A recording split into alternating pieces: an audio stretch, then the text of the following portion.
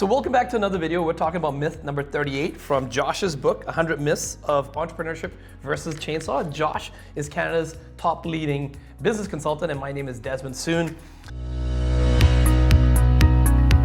So it is a common myth here, Josh, you wrote in your book, that you should spend time trying to automate all repetitive tasks. This is a common, you hear this from business owners that come in to see you all the time, and you say that's not what they should be focusing on. What they should be focusing on is building relationships. And why is that? Well, you get the same people and they automate everything. Yes. And then they wonder why they can't get good customers, they can't keep good customers, they can't get anything other than the customers who want to pay the lowest amount. Right, yeah. And I tell them to think about, have you ever been to a luxury brand store? Mm-hmm. Have you ever been to a Gucci or a Prada or a Chanel store, right? Yeah. You've gone in to buy a Rolex watch, and conversely, have you ever gone to a Walmart? Right. And Walmart has automated checkers. Yes. The luxury brands don't have automated checkers. Right? Mm-hmm, mm-hmm. And so, although there are things that we can automate in our business, yes, we need to think if we should automate them. So it's a little bit of a controversial point, right? Sometimes people say business owners are spending too much time in the business because they're doing things that are repetitive. So right. I thought I'm supposed to be automating things so that I can free up my time. That's right.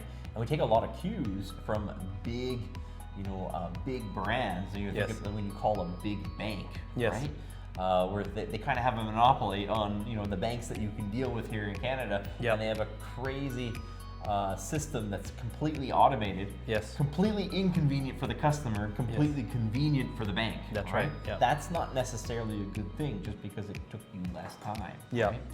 In the book we bring up the stat yes, about how people are willing to buy more often and spend more. A sales associate who is seen as a trusted advisor. That's right. Yeah, that's Salesforce, right? You got the quote here. 79% of business customers rate the ability to interact with someone they see as a trusted advisor who adds value to their business rather than just a sales rep. So you don't get to be that trusted advisor by sending an automated quote and not talking to people. That makes sense, yeah. Right? You only build that relationship via FaceTime, yep, and phone call time. Right. Emailed, you can, but it's very, very difficult and very, very time consuming to yes, do so, right?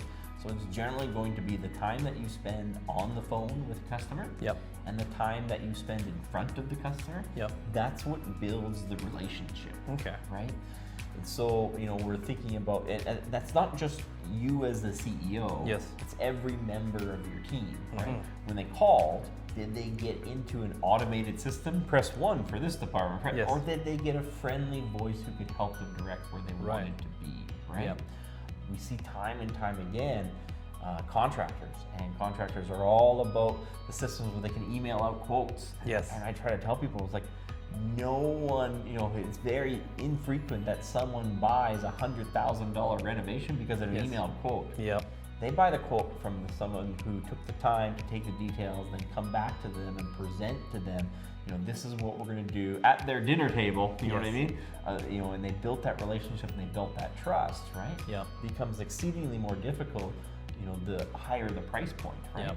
If you're trying to sell a $20 widget, yes, we can try to automate that, right? Yep.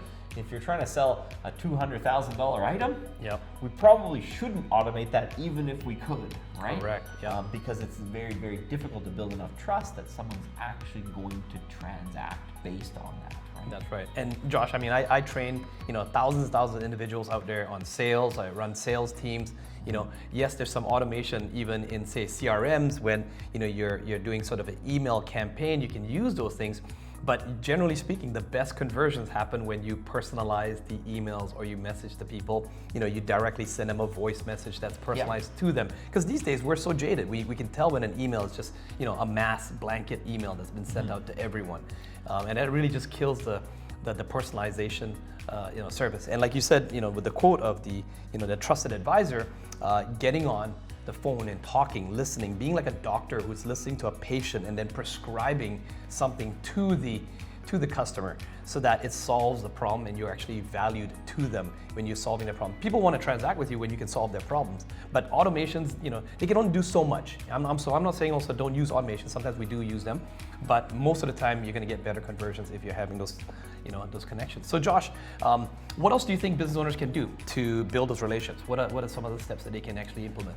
Regular intervals to actually have that touch point, right? Yeah. So you should view automation as a supplement to the in-person or phone calls that were used to establish the relationship. You can have an automation in your calendar to remind you to have touch points with the customer. That's right. But you should pick up the phone and actually have that call with the customer or visit them in person, right? I do it. I mean, there was the example that we brought up in the book even, where it was, we were actually trying to help a client actually recruit, right? And we tested it just on the responses on the email, where normally we copy and paste the person's name and then paste the response, right? So we write their name and hit Control V and paste the response and send, right? So A, there's a little bit of delay before that comes in, and B, they get their name attached to it, right? And then we A/B tested it versus an auto response. So the auto response didn't have their name in it, and it's clearly an auto response because you get it right away. Right? And so we did 2 interview sessions for identical position with the same pay and the same copy in the ad, just by taking the time to put the person's name in and hit Control V. Right? So it's a pasted response, but not an automated response. We had about 3 times the show up rate. About 3 times many people showed up for the interview on the session where we ran where we didn't use the autoresponder, right? No difference in pay, no difference in anything else, right?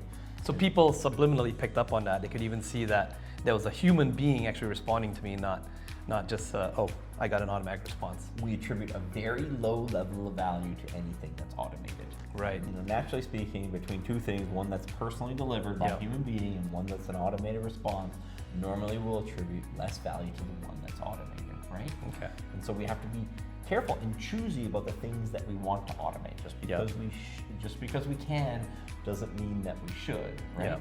And so you need to look at what times we have available to interact with the client, right? And use automation to supplement it, right? And there's some things that can be done different. So automation in terms of like an email that's likely going to the junk email. What if we text everyone a video? They see that FaceTime, right? It's not quite as good as being in the meeting with them. But it's a more interactive, more immersive experience than just getting an email that probably lands up into someone's junk mail. Correct. A, they probably don't see it, and B, even if they do see it, they might not want to read it, right? That's right. But in terms of watching a video, we might do that, right? And you might see this as a barrier that I'm one entrepreneur. I only have so much time, and how do I scale that? It's like it's not just about the FaceTime you as the business owner, right? It's about the FaceTime of every person from the front level employee, the person who answers the phone the first time, the people doing the work. What FaceTime do they have with the customer, right? Imagine 2 contractors working in your house, and one of them just sends an email of the production report. The other contractor waits for the owner to get home, goes through what was accomplished that day and what they're going to accomplish the next day, right? It took very little difference in the amount of time to do that, right? As opposed to writing up an email, or meeting with them. But the amount of FaceTime that's built, that reaction time, exactly. The relationship building time. Then you get it. Which contractor is more likely to get the next upgrade? The one who just sent, the email, right? Or the one that actually met with the homeowner every day. Took the time to keep them posted and updated. So, and that's 0 time for the business owner. In fact, the business owner will probably have less problems, have to invest less FaceTime of themselves on that customer's project, because that customer has a relationship with one of their employees, and that employees has already made them feel comfortable. So when something goes wrong, they're less likely to even take up any of the business owner's time, because they already have a level of trust built up with the technicians on the job site at that point, right? So we have to look very, very carefully about the things that we automate in our business. Be very choosy about which ones we do, because this day and age we can automate everything if we want to, right?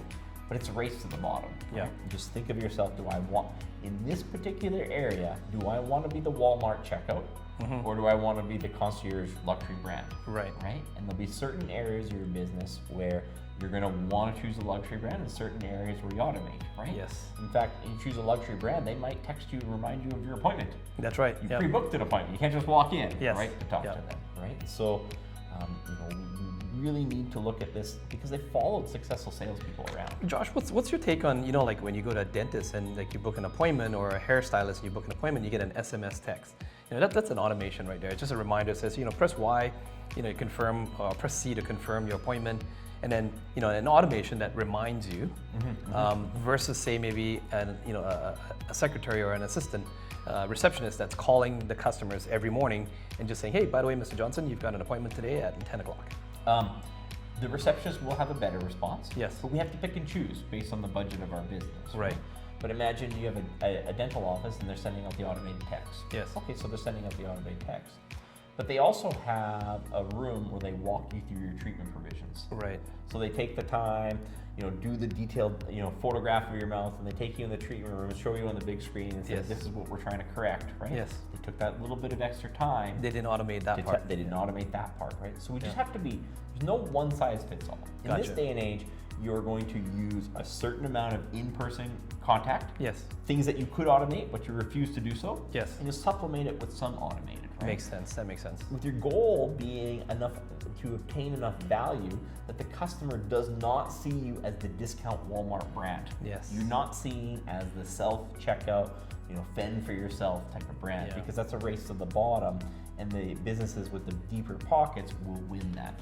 Correct. Yeah. You want to be seen as the more luxury and concierge business where you can actually raise your prices and charge more as well too. That's right. You're really good in a specific area, and you're dealing with customers. That area is important to them, and they're willing to pay for the service. Awesome. Well, if you found this video helpful and useful, do let us know in the comments below, or if you have additional questions, do ask us these questions, because Josh and myself do answer those questions. If you haven't already checked out some of the other videos in our playlist, click the I button up here, hit the subscribe button, get the book.